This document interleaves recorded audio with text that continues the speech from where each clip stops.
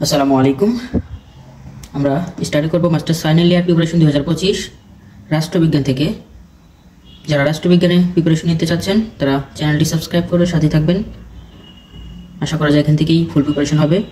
আমরা স্টাডি করব আদর্শবাদ থেকে কান্ট অ্যান্ড হেগেল সম্পর্কিত কিছু গুরুত্বপূর্ণ প্রশ্ন উত্তর। এখন পড়ব কান্টের অতি সংক্ষিপ্ত কিছু প্রশ্ন উত্তর।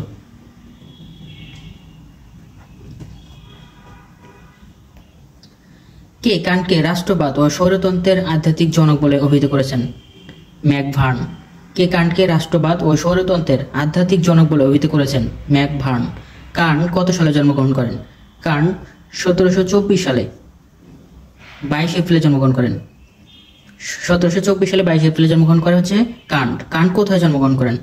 কান্ট জার্মানির অন্তর্গত কোনিসবার্গ শহরে জন্মগ্রহণ করে। কান্ট হচ্ছে জার্মানির অন্তর্গত কোনিসবার্গ শহরে জন্মগ্রহণ করেন। কত সালে কান্টের শুদ্ধ প্রজ্ঞার বিচার প্রকাশিত হয়? 1786 সালে শুদ্ধ প্রজ্ঞার বিচার প্রকাশিত হয়। 1786 তিনি জন্মগ্রহণ করে 1724 সালে 22 এপ্রিলে। কান্ট কেনিসবার্গ বিশ্ববিদ্যালয়ে দর্শন অনুষদের ডিন নিযুক্ত হন কত সালে? 1792 সালে। কান্ট কেনিসবার্গ বিশ্ববিদ্যালয়ের দর্শন অনুষদের ডিন নিযুক্ত হন 1792 সালে। কান্ট ডিন নিযুক্ত হন।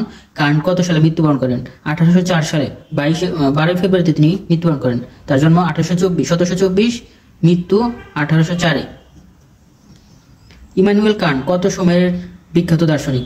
আধুনিক যুগের তিনি বিখ্যাত দার্শনিক ছিলেন। কোন সময়ের বিখ্যাত দার্শনিক? ইমানুয়েল কান্ট হচ্ছে আধুনিক যুগের বিখ্যাত দার্শনিক ছিলেন। অবধারণ কত প্রকার? অবধারণ হচ্ছে 2 প্রকার।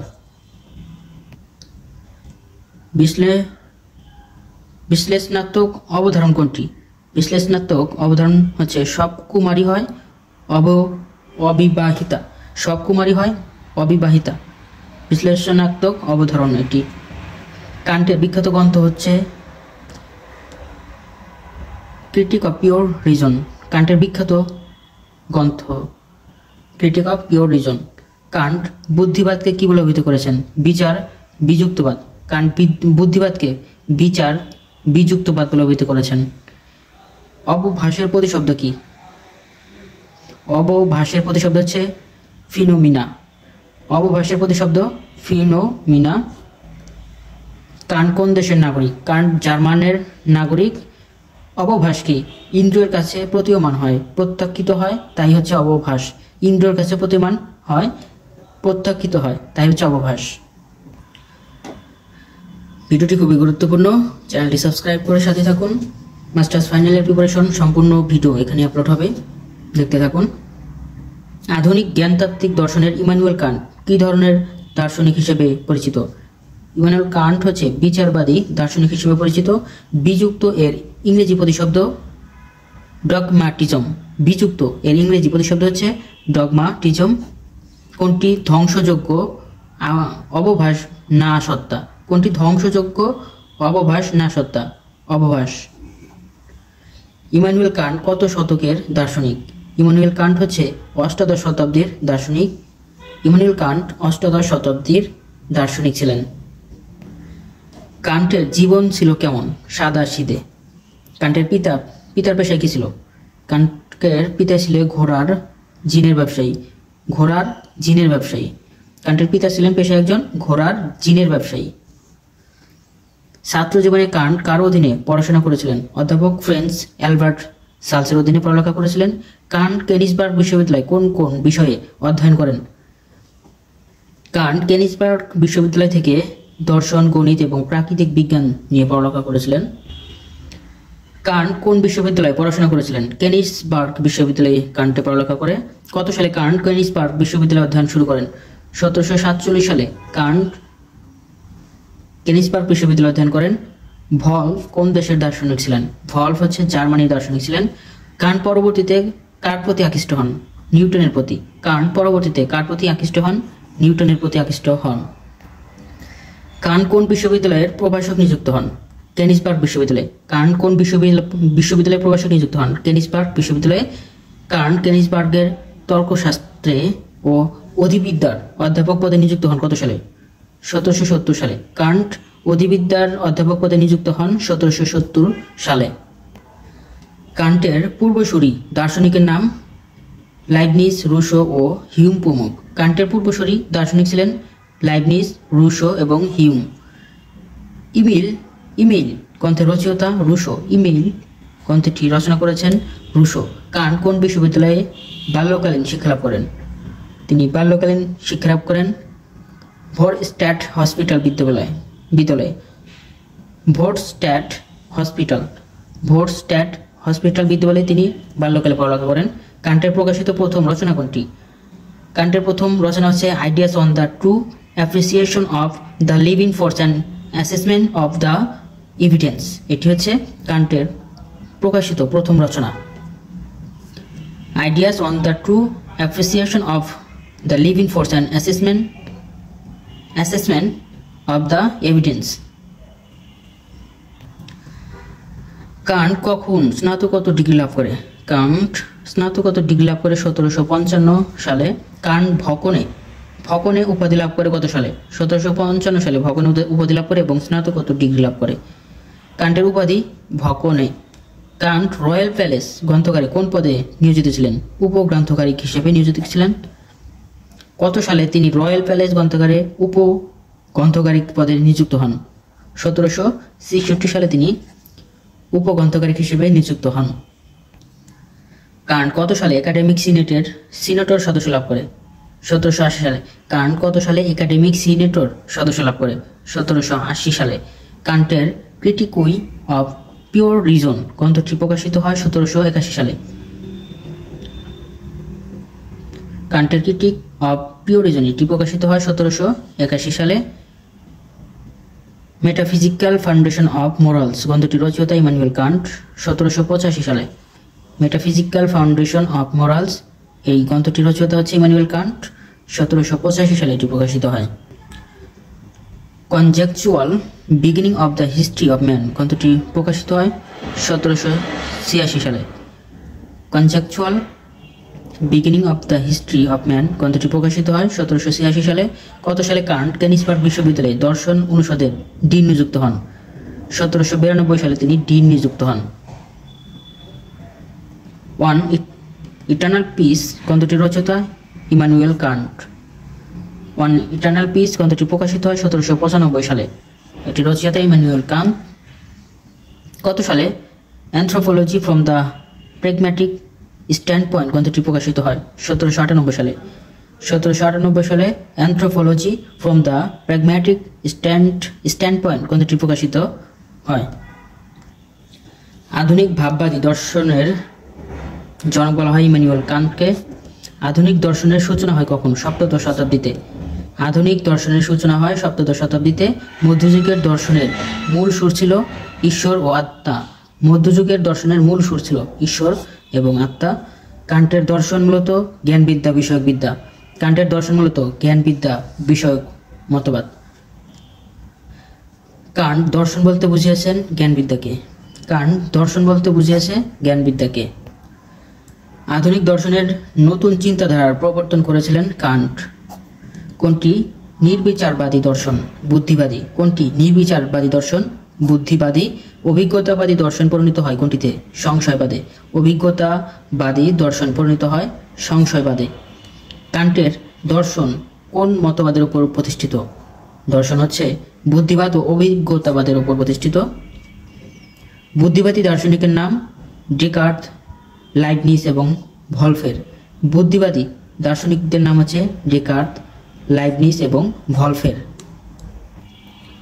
অভিজ্ঞতাবাদী দার্শনিকের নাম জন লক, কার্টলে এবং হিউম। অভিজ্ঞতাবাদী দার্শনিক হচ্ছে জন লক, কার্টলে এবং হিউম। আর বুদ্ধিবাদী হচ্ছে ডেকার্ত, লাইবনিজ ও ভলফের, তারা হচ্ছে বুদ্ধিবাদী। আর অভিজ্ঞতাবাদী দার্শনিকের নাম জন লক, কার্টলে এবং হিউম। কান্টের দর্শনের চিন্তাধারা বিকাশের সময়কাল তিনটি। কান্টের দর্শনের চিন্তাধারার বিকাশের সময়কাল তিনটি। কান্টের দর্শনের তৃতীয় স্তর কেমন? কান্টের দর্শনের তৃতীয় স্তর হচ্ছে বিচারমূলক। আধুনিক দর্শন কিসের উপর নির্ভরশীল?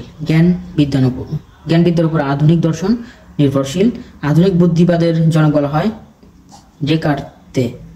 আধুনিক বুদ্ধিবাদের জনক বলা হয় ডেকার্তেকে।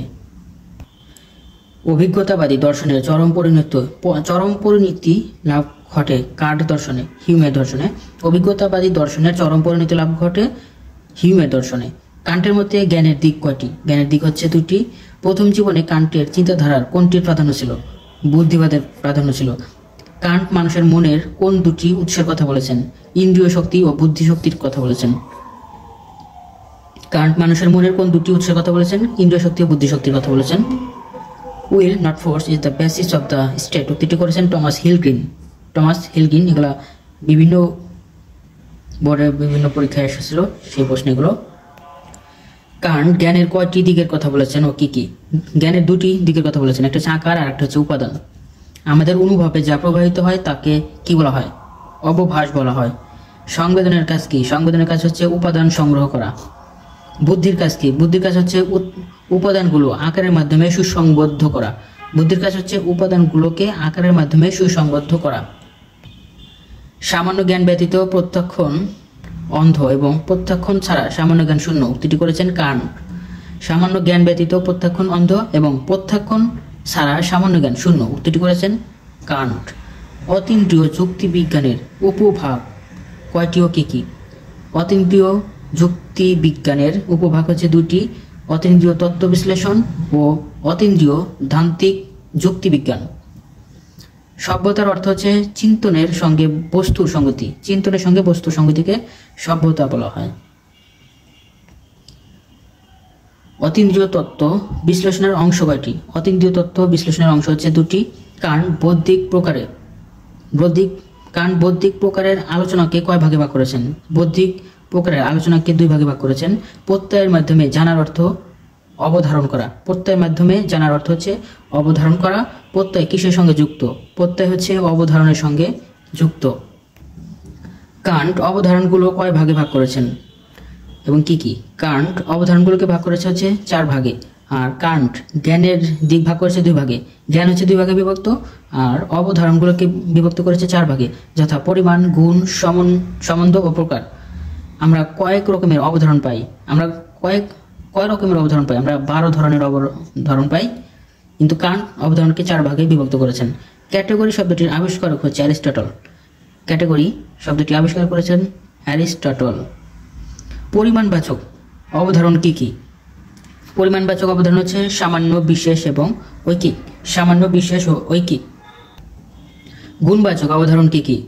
সদর্থক, নয়ার্থক ও অসীম। গুণবাচক অবধারণগুলো কি কি? সদর্থক, নয়ার্থক এবং অসীম।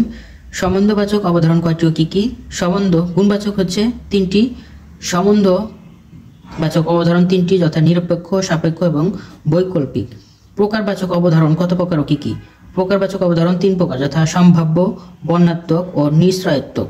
প্রকারবাচক অবধারণ 3টি, সম্ভাব্য, বর্ণাত্মক ও নিশ্চয়াত্মক। কান্ট ক্যাটেগরি শব্দটি কিসের ভিত্তিতে উদ্ভাবন করেন? যৌক্তিক নীতির ভিত্তিতে কান্ট ক্যাটেগরি শব্দটি উদ্ভাবন করেন। বৌদ্ধিক কত প্রকার? বৌদ্ধিক হচ্ছে 4 প্রকার। বৌদ্ধিক মূল সূত্র কয়টি ও কি কি?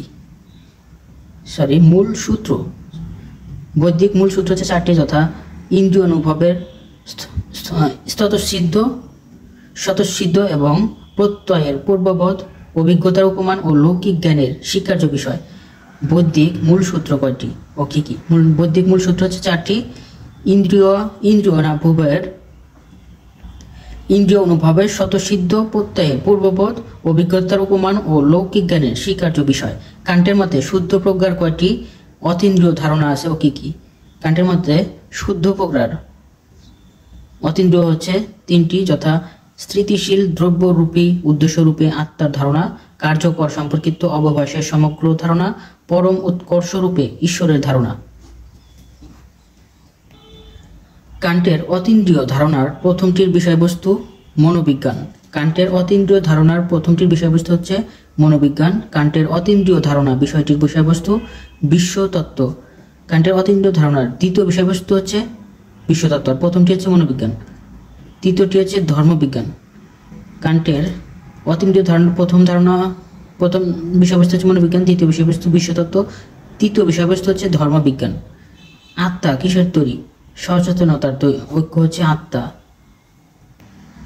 যৌক্তিক মনোবিজ্ঞানের দ্বিতীয় যুক্তাভাস কি?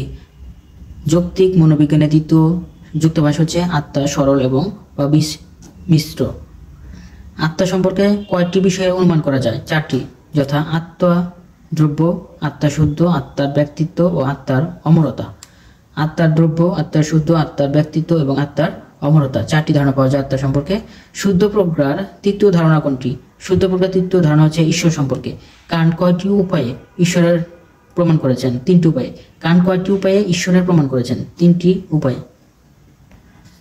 কান্টের মতে তত্ত্ববিদ্যার প্রধান বিষয় কয়টি ও কি কি? কান্টের মতে তত্ত্ববিদ্যার প্রধান বিষয় হচ্ছে 3টি: ঈশ্বর, ইচ্ছা, স্বাধীনতা ও আত্মার অমরতা। ঈশ্বর, ইচ্ছার স্বাধীনতা, ঈশ্বর, ইচ্ছার স্বাধীনতা ও আত্মার অমরতা। কান্ট কত ধরনের অতীন্দ্রিয় ধারার কথা বলেছেন ও কি কি? অতীন্দ্রিয় ধারার ধরন হচ্ছে 3টি: আত্মা, জগৎ এবং ঈশ্বর। মানুষের মনের দিক কয়টি ও কি কি? মানুষের মনের দিক 3টি, যথা বুদ্ধি, ইচ্ছা এবং অনুভূতি। মানুষের মনের দিক 3টি: বুদ্ধি, ইচ্ছা এবং অনুভূতি।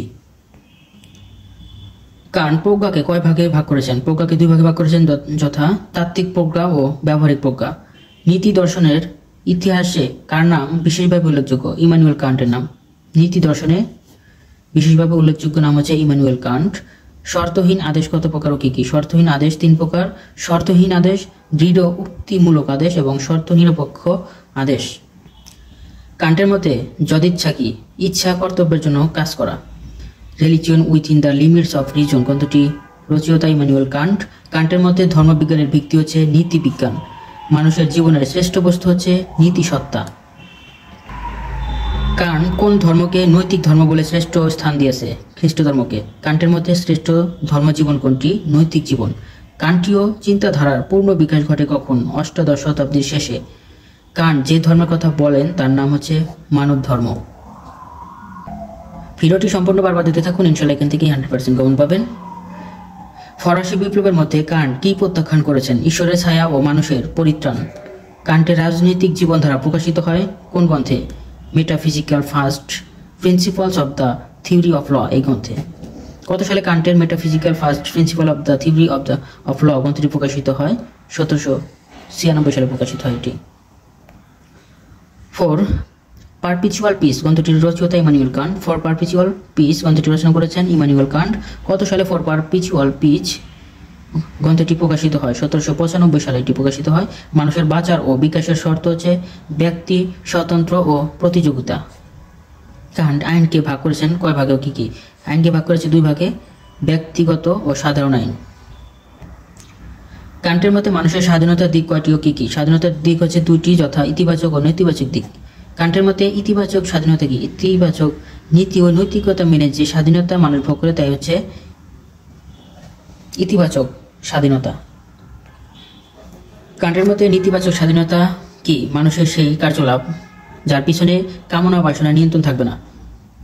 রাষ্ট্র মানুষের সর্বোচ্চ লক্ষ্য হিসেবে প্রতিষ্ঠা করেছে কান্ট। ভিডিওটি আপনি দেখুন এবং যারা 2025-এ রাষ্ট্রবিজ্ঞান থেকে মাস্টার্স ফাইনাল ইয়ার পরীক্ষা দিতে যাবে তাদের কাছে শেয়ার করে দিন, তারাও দেখে উপকৃত হবে।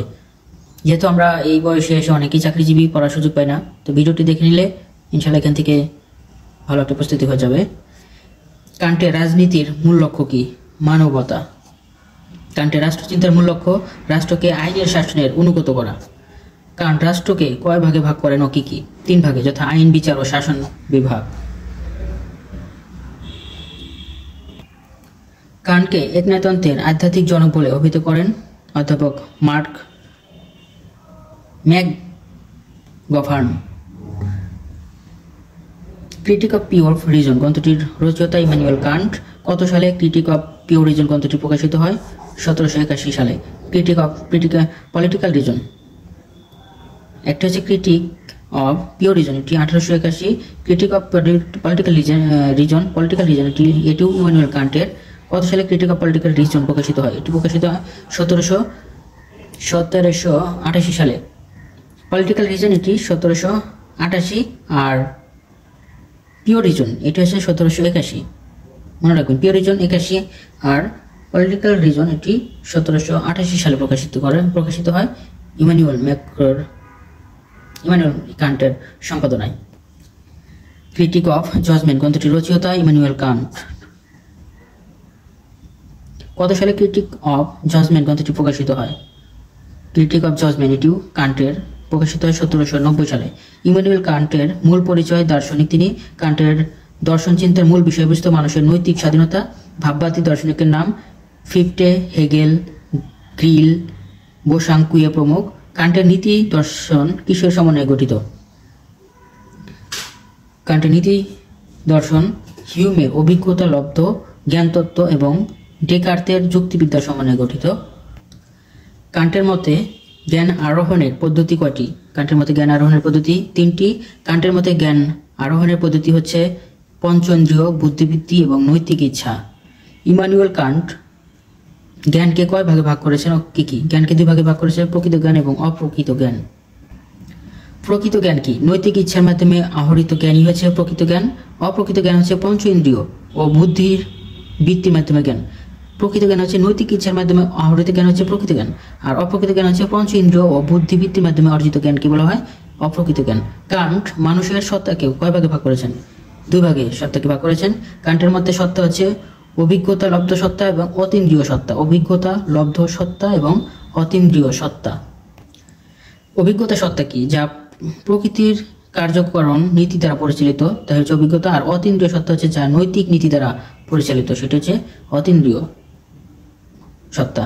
কান্ট কর্তব্যের অনুজ্ঞাকে ভাগ করেছেন 2 ভাগে। কান্ট কর্তব্যের অনুজ্ঞাকে ভাগ করেছে 2 ভাগে। কর্তব্যের অনুজ্ঞা কি কি? কর্তব্যের শর্তাধীন অনুজ্ঞা ও কর্তব্যের শর্তহীন অনুজ্ঞা। কান্টের কোন তত্ত্বটি থিওরি অফ গুড উইল এর সাথে ওতপ্রোতভাবে জড়িত? থিওরি অফ গুড উইল এটা হচ্ছে শর্তহীন অনুজ্ঞার সাথে জড়িত। সদিচ্ছা তত্ত্বটি কান্টের। সাধারণ ইচ্ছা তত্ত্বটি রুশোর। সদিচ্ছা হচ্ছে কান্টের, সাধারণ ইচ্ছা রুশোর।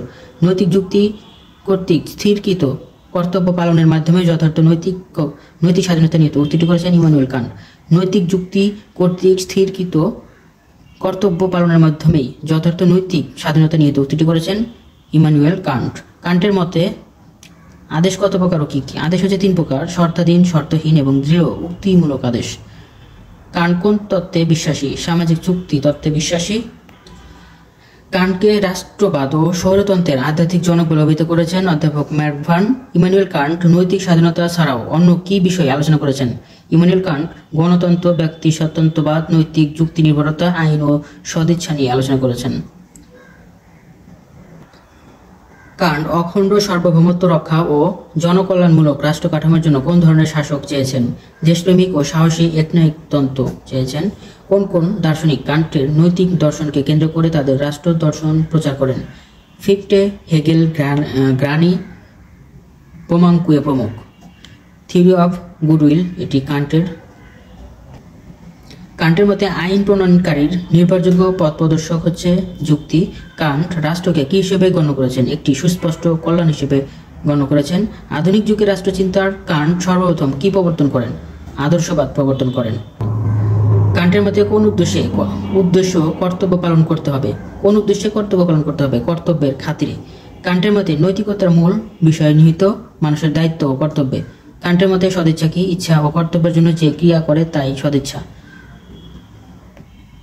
কান্টের রাষ্ট্রচিন্তা কোন ধরনের শাসন ব্যবস্থা বিদ্যমান? একদিকে যেমন স্বতন্ত্র গণতন্ত্র ও নিয়মতন্ত্রের উপাদান বিদ্যমান, অন্যদিকে তেমনি একনায়কতন্ত্র, স্বৈরতন্ত্র, রাজতন্ত্রের উপাদান বিদ্যমান। জার্মান ভাববাদের প্রবক্তা হচ্ছে কান্ট, ফিক্টে ও হেগেল। জার্মান ভাববাদের প্রবক্তা কান্ট, ফিক্টে এবং হেগেল। 2 জন উপযোগবাদী দার্শনিকের নাম হচ্ছে জেনেরি বেন্থাম এবং জন স্টুয়ার্ট মিল। 2 জন উপযোগবাদী দার্শনিকের নাম জন স্টুয়ার্ট মিল এবং জেরেমি বেন্থাম। ব্যক্তি তার নিজের ওপর তার দেহে ও মনের উপর সার্বভৌমত্ব উক্তিটি করেছেন জে.এস. মিলের উক্তি। ব্যক্তি তার নিজের ওপর তার দেহে ও মনের উপর সার্বভৌমত্ব উক্তিটি করেছেন জে.এস. মিলের। ধন্যবাদ সবাইকে এতক্ষণ সাথে থাকার জন্য। আগামীতে আমরা হেগেল নিয়ে আলোচনা করব, আর এই ভিডিওটি খুবই ইম্পর্টেন্ট, তাই ভিডিওটি পারবে দেখতে থাকুন। আর যারা মাস্টার্স ফাইনাল ইয়ার প্রিপারেশন নিচ্ছে 2025-এ, তাদের কাছে ভিডিওটি অবশ্যই একটু শেয়ার করে দেবেন, তাহলে তারাও দেখতে পারবে। সবাই ভালো থাকবেন। আসসালামু আলাইকুম।